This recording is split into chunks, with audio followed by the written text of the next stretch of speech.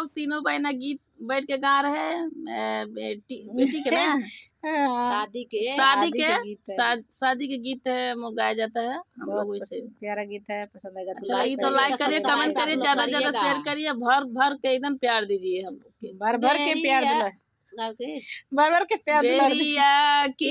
बेरिया की बेरी तू आके भर जिए बाबा बिंदाई बने जानी जा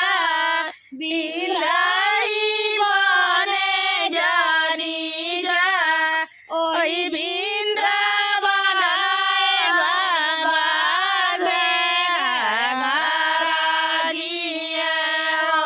बिजलिया साजन सब लोग बिजलिया साजन सब लोग साजन ये बाबा जान बीजिए बिजलिया भोरे के लगा बिजलिया घोड़े के लगाम घोड़ा होके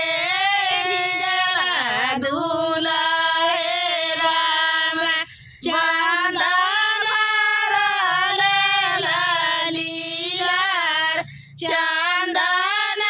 भरे लीलार बेरिया की बेरी तू आके बरजिए बाबा बिंद्राई बने जानी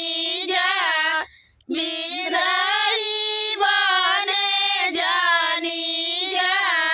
ओई बिंद्रा बनाए बाबा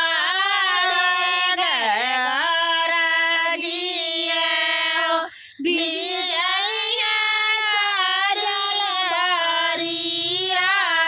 बिजलिया सजल बारियात डोली